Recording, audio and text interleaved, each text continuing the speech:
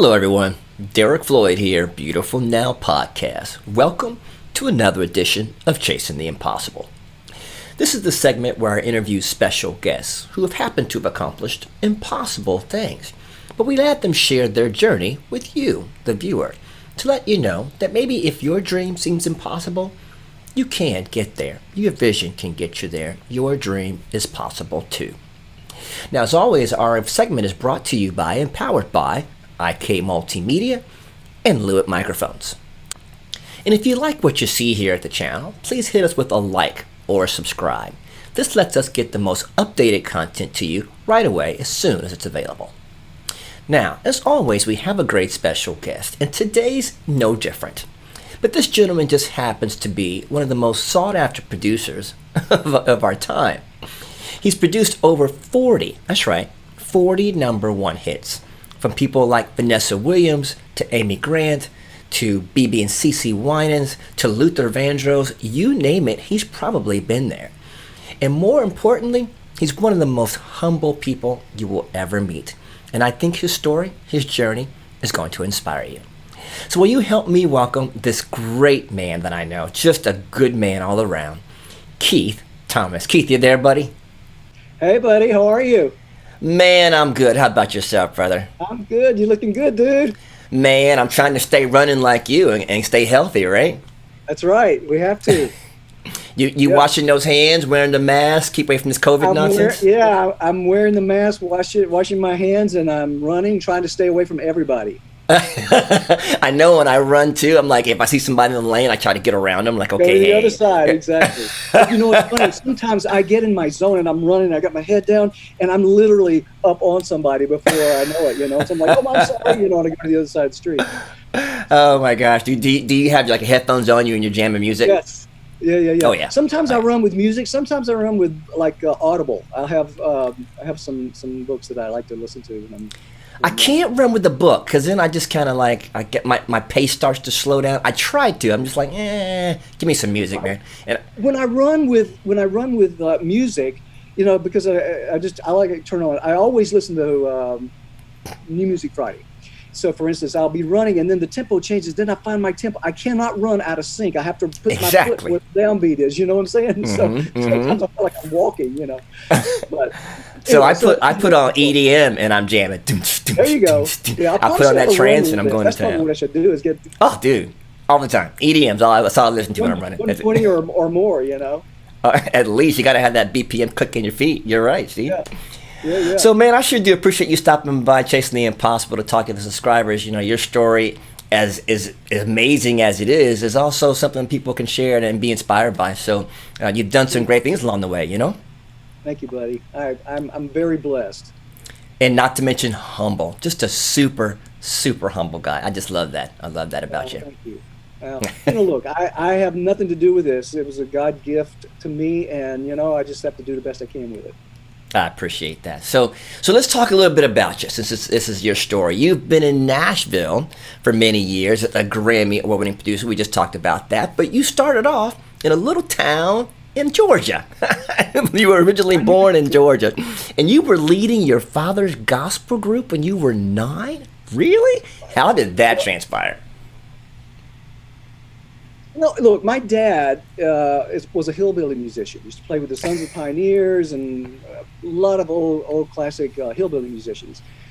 So I grew up, and also by the time I was born, he'd become a minister. And so his thing was we had a little family group, and I was like the lead singer in the group. But as a matter of fact, he's in the Georgia Country Music Hall of Fame as a yodeler. And Get so out. I listened to all that I listened to all that old school country hillbilly music, and we were raised on that. We were not allowed to listen to anything but gospel and country. Now you could sing a beer drinking song, but you couldn't sing anything like, you know, pop music, right? So we had this group, and someone I remember someone financed an EP for us when I was 9 years old, and we went to this music store. It was like Smyrna Music Center. And in the basement, they had a little recording studio set up there. And so we made a 4-song EP down there.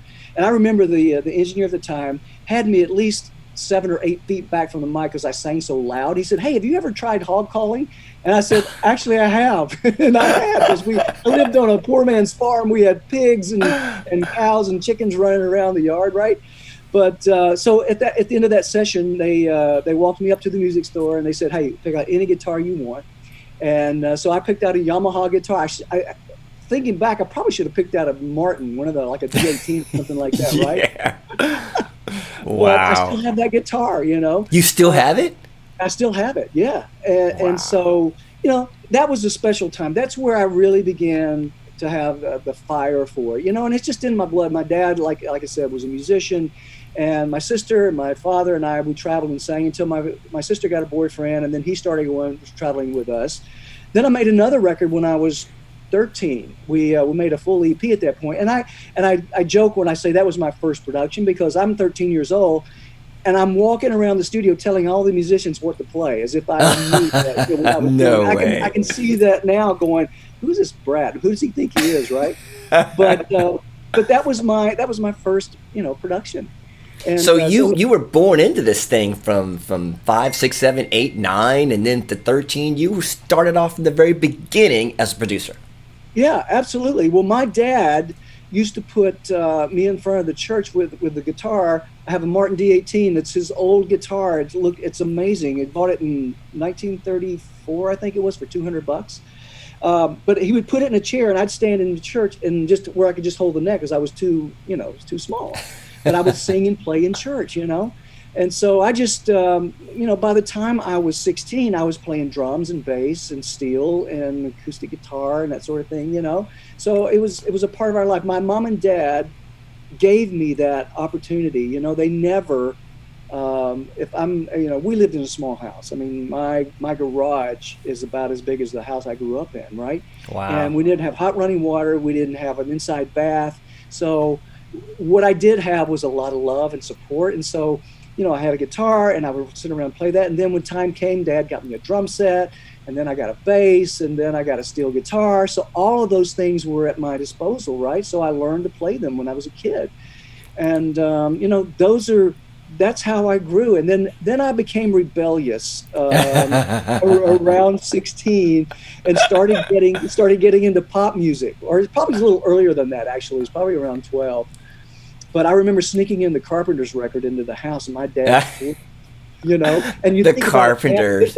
The Carpenters, right? That's about the softest pop you could have brought in the house. Oh my gosh. But I remember trying to learn those songs, and you know that's some complicated stuff. So I would slam my hands on the keyboard, you know. So I don't read, I play by ear, but that's kind of the stuff. And then I got over into R&B, and then my fascination there was just like, I couldn't get enough. The stylistics, the OJs, anything Quincy Jones did, I was all about. You know, you went there from the get, man. You dove in.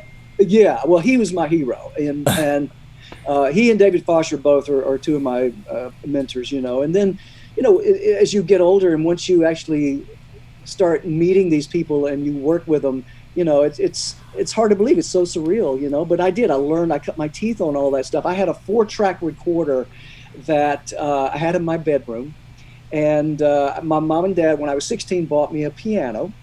And so I would sit in that room, literally, not kidding, 10 hours a day. I remember my mom bringing fried chicken and laying it on top of the piano and walking out. You know, that's how. So I would have this 4-track recorder, and I would record vocals, and then I'd bounce it down to 2, and then I'd record more vocals. I just keep going, you know. So that's let me pause you. You were a keyboard player at 16, and I hear you were actually like playing real sessions in the Atlanta area by 16. Yeah, I mean, how did they even find you? How did you find out about sessions at 16?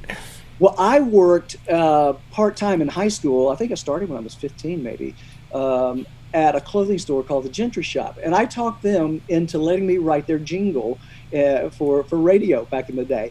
So I did a session down at Doppler in Atlanta, which was one of the big jingle houses there. And I met the owner there and started a relationship there at 16. And so I get called every now and then to go down and play drums or bass or whatever. You know, it wasn't every day, or it wasn't a full-time thing, but I did a few sessions like that. And, you know, so that's kind of where I learned at least my first experience with working in the studio.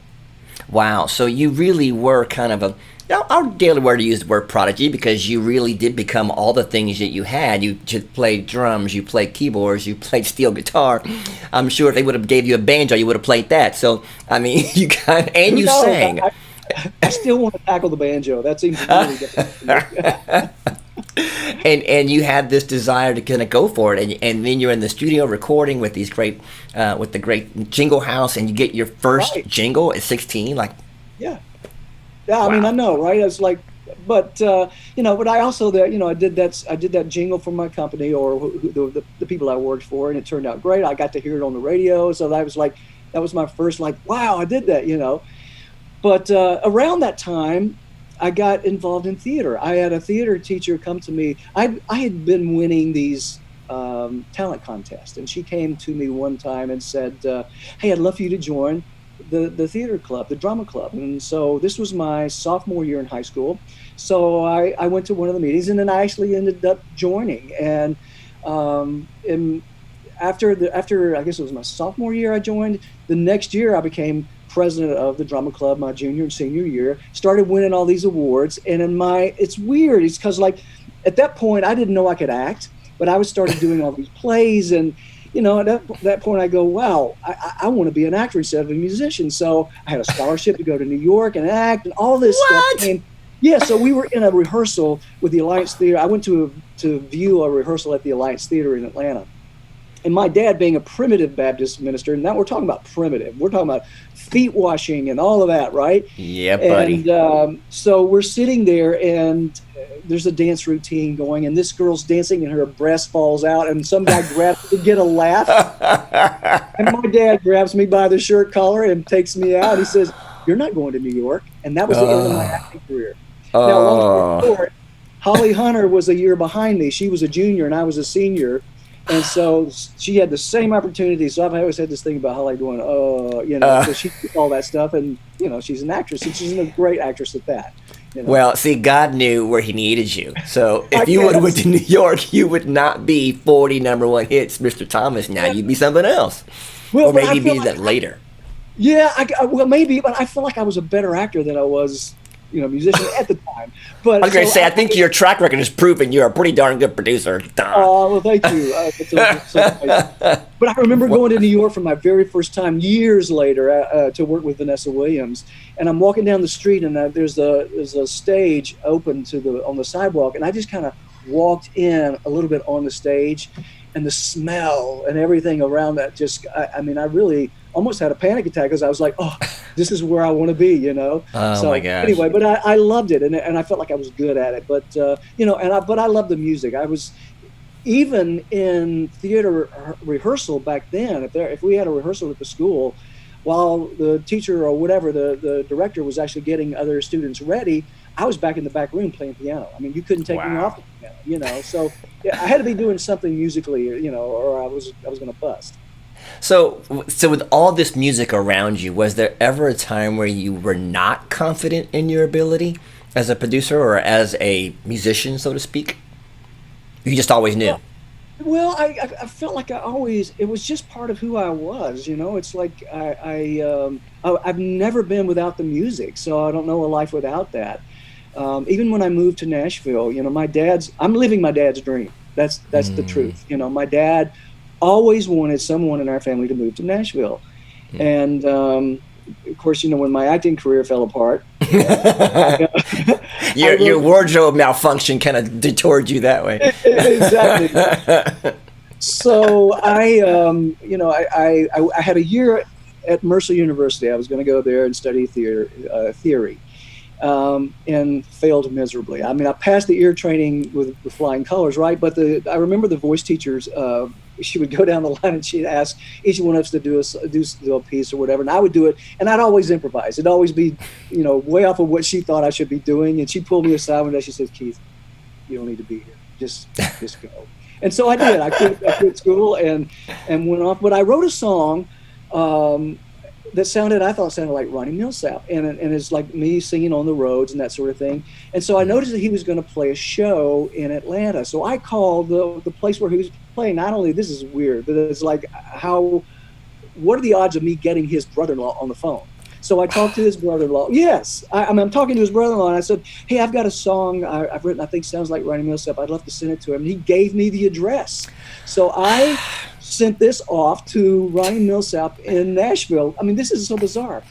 And so about 3 months had gone by, and we're sitting at the table eating at the house with Mom and Dad, and I get a call from Rob Galbraith at Ronnie Millsap's, and I'd signed it Brian Keith Thomas. And he said, "Hey, Brian, this is Rob Galbraith from Ronnie Millsap. We got your cassette." And he said, "I threw your cassette in the trash, but there's something about it. I just picked it back up and listened to it." He said, "I love these songs. I want you to come to Nashville and let's do demos." And I said, "I'm there." So I drove to Nashville that weekend and ended up. And that's the beginning of your Nashville history. Yeah, I ended up doing those demos on those 2 songs. And while I was there, he offered me the opportunity to be their first staff writer. And so with that, I moved to Nashville. And so there's the Nashville connection from your talent in Atlanta to you just throwing together some songs you thought sounded like Ronnie Millsap, and then you call him and you actually get his brother-in-law. I mean, I tell you, all your Godowences, not coincidences, your Godowences were connecting you all the way through. Insane. I couldn't have done that any better. Yeah, you were destined to be there. Well, and you know, and I just recently reconnected with Ronnie and Rob maybe 6 months ago, and you know, just the love and appreciation I have for that man, for what he did for me. I mean, he would be on the road and give me his studio, which was a state-of-the-art studio with his engineer. I could be in there 24/7 if I wanted to. That's where I learned to produce, because he was out of town and he let me have his studio, and I am forever grateful for that. You know. Wow. One other note on that is that my dad, when I went to work for Ronnie, thought I had made it. I mean, this was like, this was it, right? So he comes to Nashville, tours the halls, he gets to meet Ronnie and the whole bit, you know, and then goes home and dies. You know, yeah. Oh, my God. Wow. In his eyes, I got to do it, you know, and I lived. And that's what he needed to see. Yeah. That's what he needed to see. And, you know. That takes my breath away there. Well, me too, you know, and that was truly a success point in my life. But for him to miss some of the other great things I've got to be a part of and to get to be involved in, you know, it just makes me sad, because I know he loved the music, he loved me, and this was his goal for me to be here, you know. Well, you know he's watching from up there, so you know he's super proud of that. And you said he was a minister, so you know he is super proud of what you've done up there, and how God has put everything together for you. That's an amazing part of your history. Didn't even know that part. And as you continued to find your footing as a writer / producer, who were some of the influences that you looked up to? You mentioned a few people, but who did you like? Okay, I want to get that sound. I want to figure out to produce like that. Who was the guys you watched? Well, you know, after going to Nashville, I mean, of course, Quincy Jones, David Foster, Jay Graydon. You know, there were a few others probably, but David and Quincy were the two that I really I could not get enough of. There's an album called Airplay of David Foster, produced by David Foster and Jay Graydon. And it's where, I mean, I could play every song on that record inside and out, backwards and forwards. You know, it was one of those things where I just couldn't get enough of it. And I cut my teeth on that and Quincy Jones. And then everything David did, I bought into, and that was kind of like, for a while there when I was at Word Records, people would say, "Hey, you're the David Foster of Christian music," and in a way that was a compliment, but at the same time I go, wait a minute, I got to find my own identity here, you know. And then I get a call from David to work on his Symphony Sessions record, and I'm going, get out! He called you? Yes. So that was like the ultimate, right? I'm like in the studio with him, my hero. And at that point, you know, once I'd done that, I was kind of like, I'm going to go do my thing, you know? And so it was all, I don't know. It was. Where do you go after that? You meet David Foster, like the David Foster. What's left? You know, like, wow, really? Holy moly. Yeah, it was like, yeah, because he was one of my heroes. And then I get a call from Quincy, and he said, "Man, I've studied all your stuff. I'm just a fan." And I'm going, this is so way. Yeah, it's like, I remember this. I was at the Bennett house late night one night talking to Quincy on the phone, and I was freaking out because this was my hero, one of my musical heroes. Yeah. And I had gotten connected with him through James Ingram, who was, you know, another one. When I would get interviewed about, hey, who's on your wish list or who you want to produce, James Sure. Dean was at the very top, right? So Sure. when I went to New York to work with Vanessa Williams the first time, which you'll find this is funny, because I had already done Bebe and CeCe Winans at that point. Right. And I walked in to meet Vanessa, and the first thing out of her mouth was, "You're white." No one thought so for a while. I'm just telling you the truth. I didn't think so when I first heard your stuff from Bebe and CeCe. I'm like, no way, that dude's black. I love that. No, it was so funny. But I had written like 8 things for Vanessa. They took 7 of them, and so Ed Eckstein, the head of A&R of the label, said, "I'd like for Cynthia Wilde to write the lyrics for these." And I go, "Okay, I didn't know Cynthia Wilde," and that's embarrassing to say when you check her discography. Oh my gosh, it's like hit after hit after hit.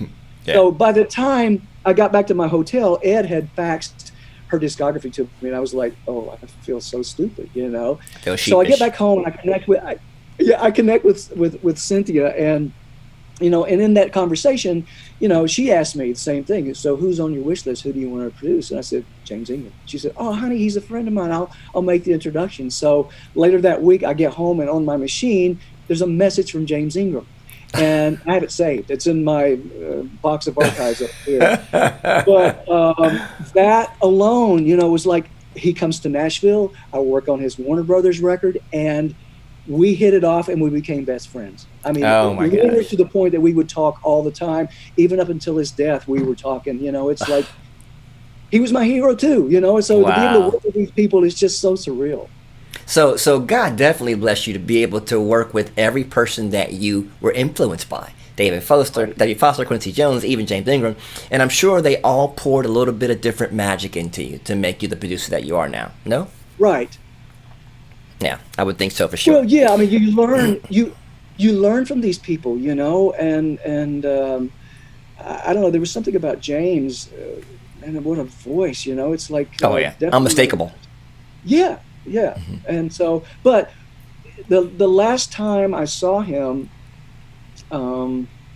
he and Patty Austin came to the house. We were going to do a Christmas album together, and they spent a week at my house. They stayed here at my house, and we cooked and laughed and had all. I mean, it was so much fun. I have so much great footage on camera from him.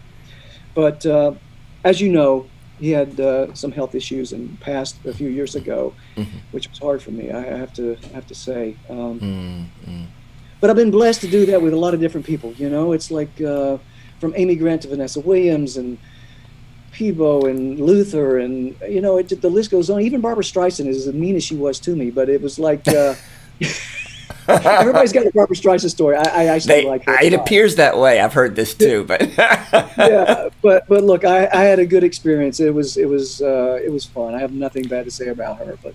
Well, with this extensive list of people you just mentioned, which I was going to mention some later, but you already threw them all in there, so now it's a win. So many collaborators, and of course, your original, or I would say probably the early, most successful one that kind of brought you to the forefront was you and Bebe and CeCe. Right. How did that one come about? Because when I first heard that record, it was over. It was done. I'm like, who is this dude producing this record? I played that record all the time. So there was 4, I know, but I played the first one and the second one most. And different lifestyles I play quite a bit too. So I played them all. So there you have it. Oh, that's great. Well, I had a friend. I'd worked on Steve Kemp's record with a guy named Howard McCrary, who we became really. I know who Howard McCrary is. You remember Howard? Yeah. Yep. So Howard was the music director for the PTL Club and invited me out one weekend. And so I go and visit him out there. And I met Bebe and CeCe singing on the show, and I just fell in love with them. And so at the time, I was doing my last record for Word. I think this was like, 1987, 86, something like that. And so I talked Bebe into doing a guest spot on my record, and with the intention to get him a deal. And so he comes out and we do It's Only Natural. And so I cut that song. And I started pitching that song around to get him a deal. And I have to tell you, I had to pitch it several different times. And I won't even mention the name, but there's a manager friend of mine that I played this for, sitting out in the parking lot of the Bennett House. And I said, this is Bebe Winans. He's going to be a massive talent. And he said, "Bro, I don't hear anything. It makes me want to hear anything more." And I said, "Okay." Fast forward to next year at the Grammys, he won Best Vocalist, R&B Vocalist of that. So, and I kid him about that all the time. You know, I never let him live that down. You know, but and matter of fact, he came back and he said to me, "Look, I'll sign any black artist you send to me." But with that, Bebe got signed to Sparrow and Capitol, and you know, it's like, look. We did that first record together, but it wasn't easy. It was like Bebe stood up for me. I will tell you, Capitol wanted a black producer naturally, and Bebe said, "No, if we don't have Keith, we're not doing the record." And I appreciate him for that. I mean, he stood up for me, and then 16 Grammys later between the two of them, you know, it's like, this was a no-brainer to me, and this has happened to me. It seems to be my pattern, you know. I will bring somebody in and nobody gets it, and then all of a sudden it's bizarre. And I can. But you know what? You're sharing something to people. People that are watching this episode, everyone's not going to get your vision, right? Right. And you have to stick with it. You have to chase your impossible, even if it doesn't look like it's going to happen. If you get it, you'll find the place. It'll find its way. Don't give up on what your vision says it is. Don't give up on that. I hear that from so many people that I've interviewed. They were working through something that seemed like it was never going to happen, and they kept plugging through, but everybody told them, it's not going to happen. No way. Forget about it. And I tell you, every person I meet tells me, I kept plugging until I got there. Yeah. Well, you have to. And what it did, it just gave me confidence in what I was doing, because when it happens once, you go, okay, I got lucky maybe. When it happens 2 or 3 or 4 times, then you go, okay, I got to keep pushing. I got to keep fighting. Somewhere this is going to fit with someone. But, you know, with Bebe, we made that first record. And then the second record is the one that really got noticed, I guess. And that's where I got the call from Ed Eckstein to work with Vanessa. A similar story on Baby Baby. You know, I had Amy Grant, I turned that song in, and then I got a call back saying it wasn't going to be a single. I go, you know, I know in my heart, in my gut, this is a hit. And so I was at that point. David Sonnenberg had started to manage me, and we were going to pull the song. And what? And that was huge. That song was huge. Right, but if it wasn't going to be a single, then I was going to I'd gotten Clive to hold it for Aretha. And so with that, they came and said, well, why don't you come back to LA and remix it in LA? So I did. My engineer and I went to LA. We mixed it with another engineer out there who would not let us in the studio while he was mixing, which is, you know, he was a high profile engineer. And now, I mean, he's a good friend of mine. So I'm not going to mention his name just because I don't, you know, these are the steps that you can go through when you're making it, you know, and for him, you know, who was I, right? So anyway, we delivered the tapes at 3:00 on a Thursday, go back at Friday at 3:00 to listen. And all my stuff had been changed. The keys had been taken out and all this stuff, right? And so around 4:35, I think I said, hey, I just want to take a copy back of what I brought. Can we mix that? And he looked at his watch and says, well, I got a Dodgers game at 7. If we can do it between now and then, let's do it. And that's the mix, you know? So, you know, I just fought for it. I had to because my gut told me this is a hit, and it worked, you know? And your success in your gut tells you, or it's just your gut saying, I know this is right. Yeah. Wow. And I think, you know, for me, that's what I still base everything on anyway. And it's not that I'm always right, and that's not even the point. The point is that I have a feel for what I think works, and it's worked. Well, 40 number one hits later, people just go, if Keith says it's good, I mean, it's good. I wish it were that easy, because that would be, I mean, that would they leave you be now, right? Do they still question you to this day? Of course they do. Oh, come on, Keith. Good Lord. It never ends, you know. But you know, you just keep pushing forward. Well, let's fast forward. So she said fast forward. You now have a Grammy Award winner on your title. That's a big thing. I mean, most people's, that's their dream. Was that always your dream to achieve that? And when you did get there, what did it mean to you? You know what? It never was. I never go, I'm going to try to get a Grammy for this, or I want to win a Grammy. I can't remember ever thinking that. It was just a byproduct of doing the songs and them being successful. Of course, you know, when you're sitting there in the Grammys and you're up for a Grammy, it's like it's a nice nice thing. But I guess when you figure out how it all comes together and how the winners are chosen and all this stuff, it kind of waters it down a little bit. But it's still something I'm very proud of. And how many do you have now? Well, this is weird. Producers and engineers, back in the day, I'm not sure how it works right now, but you had to produce either over half or the whole album to be able to get a trophy. I have 7 wins, and I have 2 trophies, and with I think it's 6 Dove Awards or something like that, with the Academy Award with the Colors of the Wind. Mm-hmm. But all of that said, this is a funny story, and it's true. Daryl Bush, who works for me, can validate this story. But I got a message one day from the Grammys and said, "Are you ever going to pick up your trophy?" And I said, "For what?" It was for Yolanda Adams, Mountain High or whatever it was. Had no idea it won, but. Yeah, so they sent me the trophy, and then Daryl finds out in my garage one day. He finds another certificate that I didn't even know. I can't remember what the album was, but it never was a thing for me, and I don't even have them on my walls anymore, because what I want is what I'm doing to go forward, and I don't want to be stuck in the past. It's always good for people to come here and they see all that stuff. Sure, but that's not what it's about for me. Well, since we're talking about what you do and what producers do, the word producer's been so loosely used these days. I'm a producer, and I'm thinking, okay, are you really know what that means? And for me, it could be the kid in his room making beats, or it could be Quincy Jones. There's a long breadth in between. What does producer mean to you? And really, truthfully, what do you actually do? What's the job?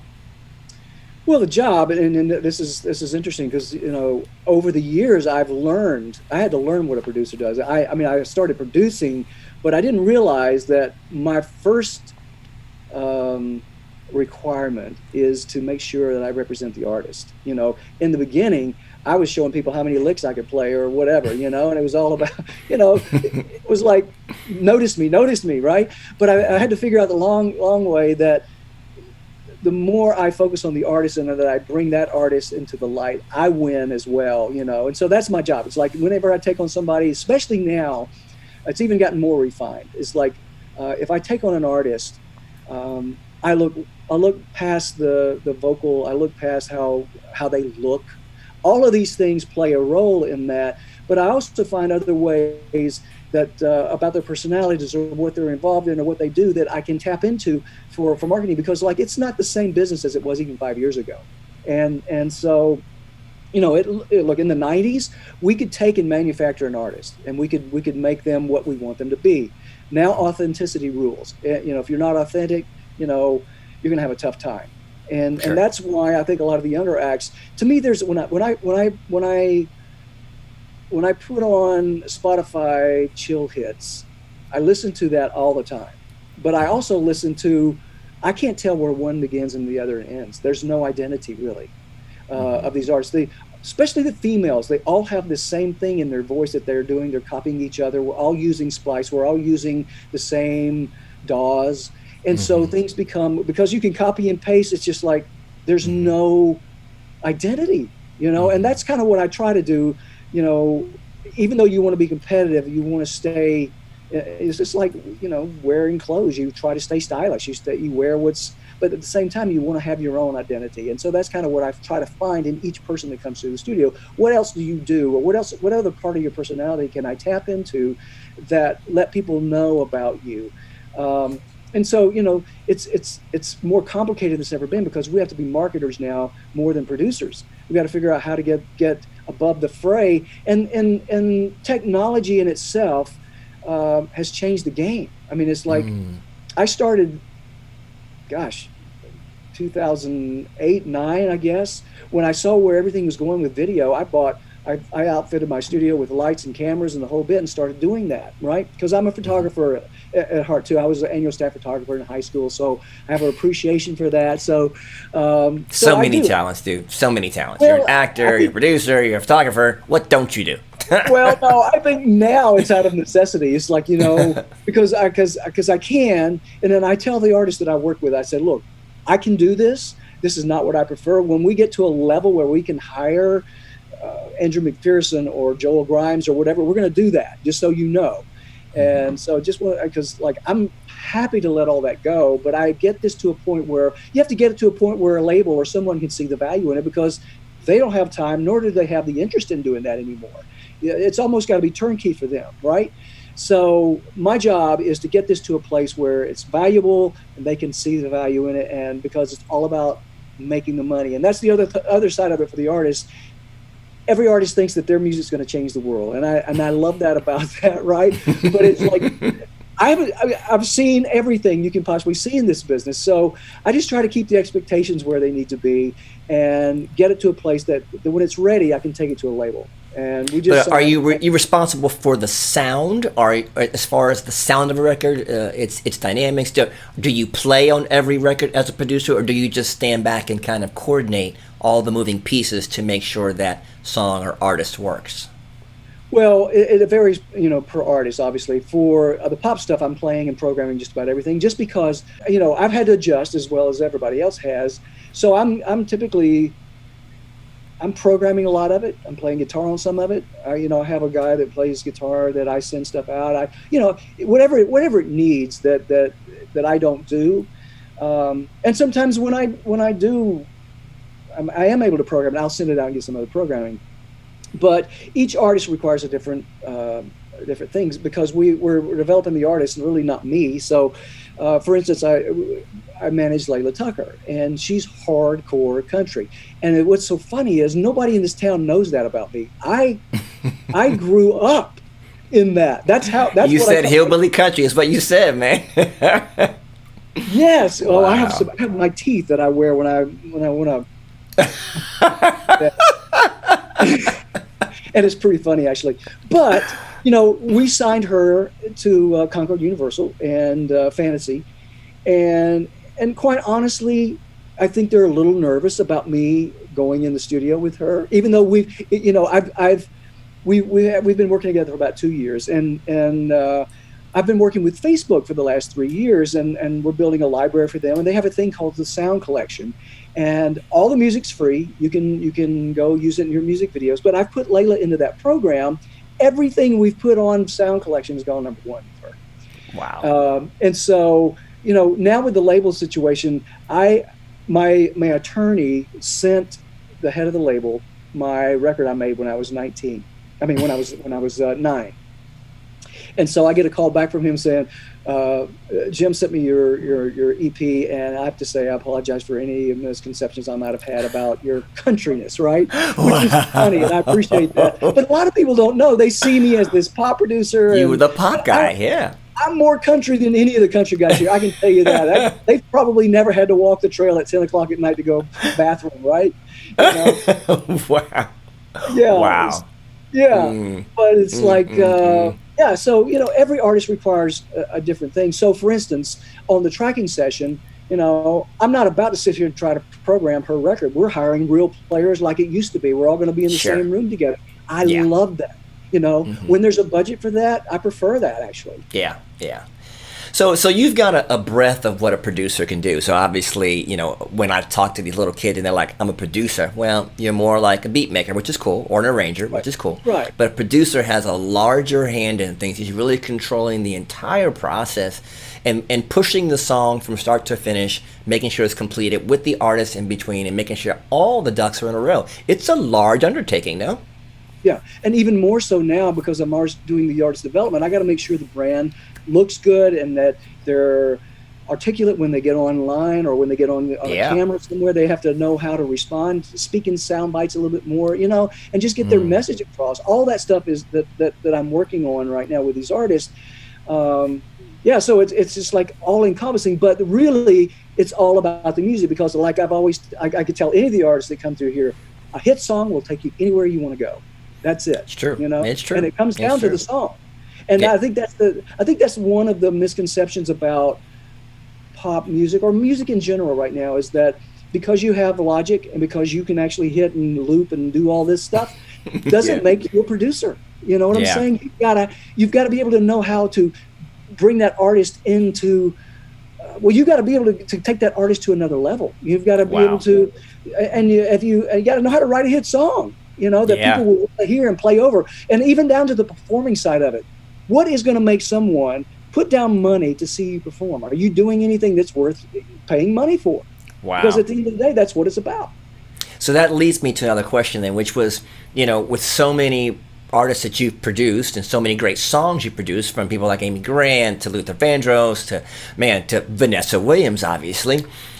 When you got to Save the Best for Last, which one of my all-time favorites, what made you go, yeah, this one's gonna? I mean, when you heard it, did you automatically know this one's gonna be it? This song is gonna be amazing. You wanted to produce it right away, or were you like, it's cool? No, Ed Eckstein sent me a cassette. It had 5 songs on it, and Save the Best for Last was number 5. And when I heard that song, I go, boom, that's it. We even took one of my songs off to put that one on. And so I immediately called the songwriters, and I said to them, you can validate this. I said to them, if this is not a hit, it's my fault, because the song is a smash. And so I took it seriously, and I knew that going into it, that this is a career song for her. So and we. So you knew it. Your gut came on. Your gut like ding ding ding ding ding ding. This is another one. It's another one. Yep, without question. I knew it immediately. And when it resonates with you, that tells you it's going to resonate with everybody else, right? When you get that feeling inside, you know it's the one. Right, and that still happens today. I can put on Spotify and go down that list and play, and I promise you, I can pick the hits without question. And then I come back to it, and that's on the radio. Okay, it's just. I don't know what it is, but I just have that ability, But that's awesome. That's awesome.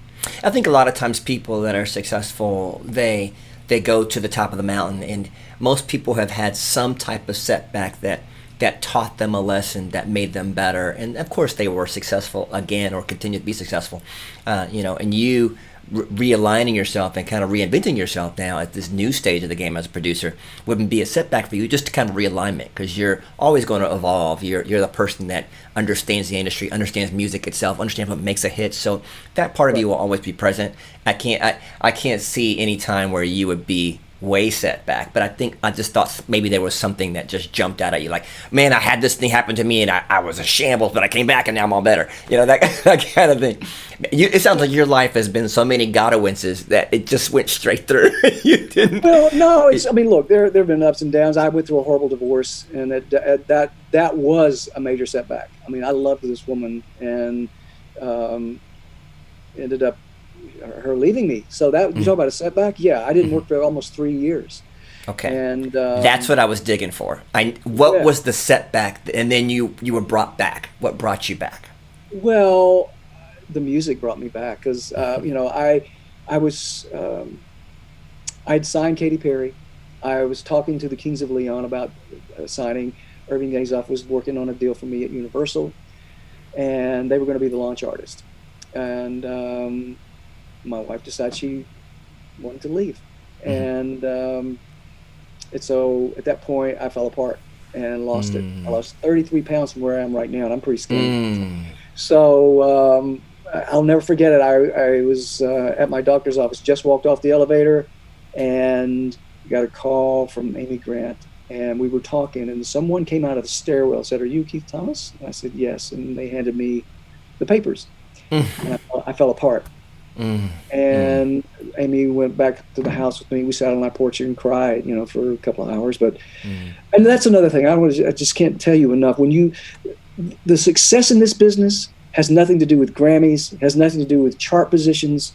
It has everything to do with the relationships you build. And I am so rich because of that. Because I have Amy Grant, I have Vanessa Williams, I have all these people that I've worked with. They are my friends, and those relationships I cherish with everything, because you go through it with them, and you experience life with them, and at the end of the day, once you've gotten to the other side of it, and I'm still chasing it. I'm not quitting. There's no way. Still chasing the dream. But you realize what's important, and this woman, like Amy Grant, has been there for me. I can't even tell you. She's my buddy, and I love her with everything that's in me. So just to give you an idea, That's what I was want. That's what I wanted to pull out of you, and I'm glad I did, because that's what people don't understand. It's like you do have some setbacks in the planet, and they do hurt, but you can come back, and you found the richness in the relationship that you have. You discovered that this is what it's really about. You know, I can have all the money and the accolades and the Grammys. Who cares? At the end of the day, I could be by myself, alone. But I have these people that are close to me now, that I've been enriched by their friendship in my life. Now I've really enjoyed what life's about. So now you've found the impossible just with those things. So that's the story, 100%. Wow, wow, good. I love that. Well, love that. Good. And look, I invest in people's lives, not only financially, but just time and energy and setups and videos and photography, all this stuff combined. So you start building these relationships, and at the end of the day, some are appreciative of that and some don't care. Some don't get it, and that's because maybe some of them are younger. But eventually in life, I think they will look back and go, wow, he had to spend so much of his time that didn't pay off. He got nothing for that, right? But that's the investment that you make. Last question, because this was great. You did awesome on all your questions. So I've enjoyed this story, and you gave me way more than I was looking for. So I'm so excited. I got to know more about you than I thought was in there. And you talking about from the hillbilly thing to the bathroom and all everything in between. This is the best question of all. With all the success, the Grammys, Dove Awards, Academy Awards, all the artists, being known as one of the most prolific, successful producers that's ever been. If you were gone today, they already know you as a producer. What would you want them to know about Keith Thomas? What would be the one thing that you want them to know about the man, rather than just this big story? That he was a good man, that he had a big heart, and that I love people. I probably will never be really like a rich guy, because I just do things sometimes that don't make sense. It's like I'm very generous. I spend time helping people that need it. I just can't say no, and it's like one of those things where I just want people to know that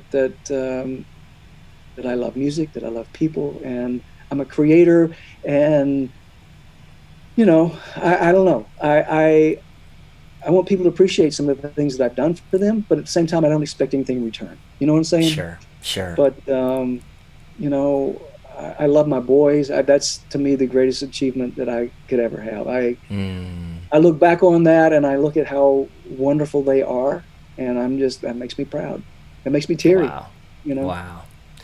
Well, what a great story it's been, man. You've inspired me just listening to the story from its entirety.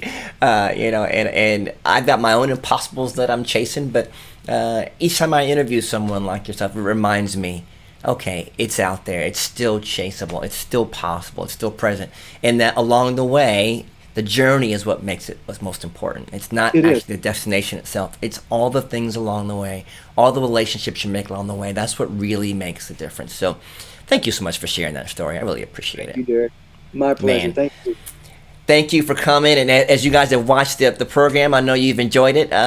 Keith, is there anything that you, like if they want to get a hold of you to send you work, like if you're looking for new artists, where can everybody find you? Is there a website, or is there a YouTube page, or how do they find who you are? Well, you can find my discography on Wikipedia, Keith Thomas Producer. And if you want to reach me, you can reach me at contactus@levosia.com. That's LEVOSIA.com. Yeah, because you never know. There might be an artist watching this program today that's that one gem that you haven't found yet. So you never know how they could get a hold of you. So look out for Levosia. It's Levosia, LLVEOSIA. It's Levosia. Yeah. Now, if you're my aunt, Levosia. That's my dad's middle name. Ah, wow, cool, man. Never knew that. That's awesome. That's awesome. Well, thanks again for stopping by. We appreciate you. Everybody out there, stay safe. Wash those hands. We look forward to seeing you soon at the next episode of Chasing the Impossible. Take care, guys. Be blessed.